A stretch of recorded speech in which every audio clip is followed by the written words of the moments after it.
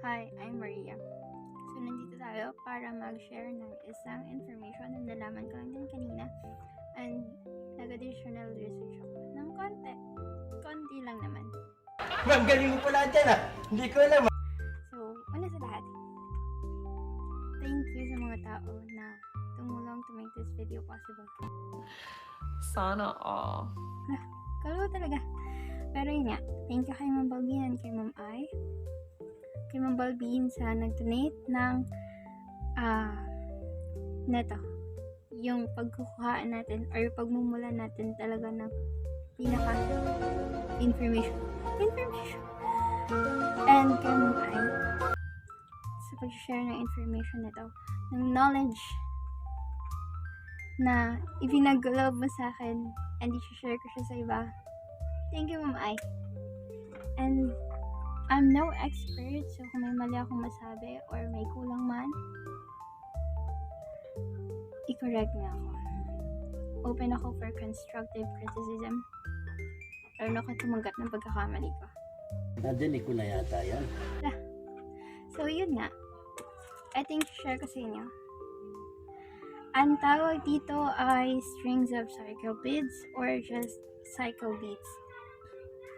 Ito ay isang family or natural family planning method para matrack yung menstrual cycle ng isang babae and yung fertile days nila.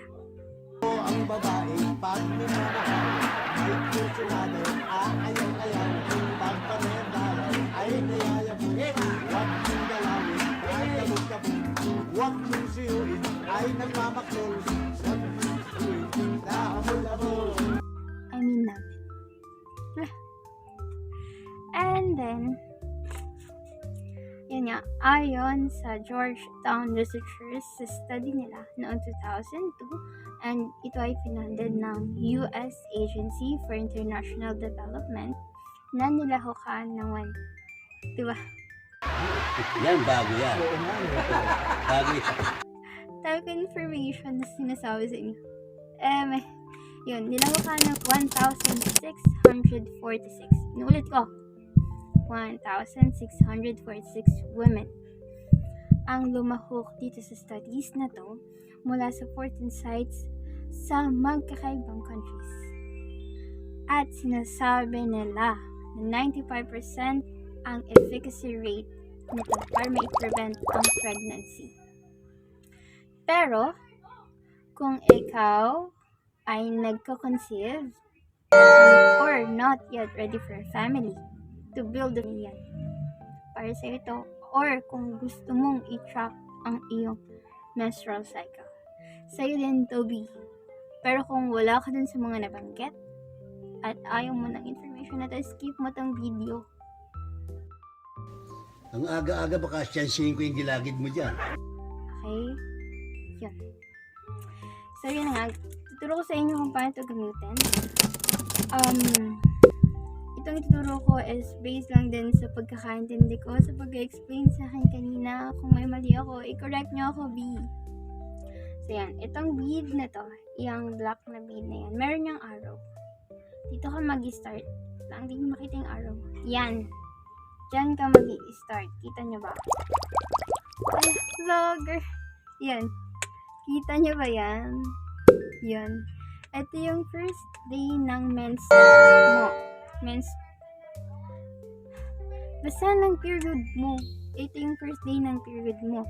So, every day, ililipat mo itong ring na to para matrack mo kung hanggang saan yung menstrual days mo. Basta yun. So, usually naman, meron tayong 4 to 5 days. So, yan. Sa after ng 4 days na yan, diba, itong brown bead na yan, ito, save days mo yan. Save days yan. Ano ba yung save days na yun? Eh, parinig ka ng parinig eh. And then, kung 5 days ka lang, syempre, wait lang. Kung 5 days, 2 days lang save days mo. After nun, ng save days na yan, is itong white beads na to. Ito yung ovulation period mo. Yan. Nag-ovulate ka pa lang yan. Yan. Bubuo pa lang yung eggs mo. Tama ba? Bubuo yung X. Kasi nga, I'm no expert. After ng white beads, syempre may brown beads ulit. Kung nagko-conceive kayo ng baby, eto na yung time.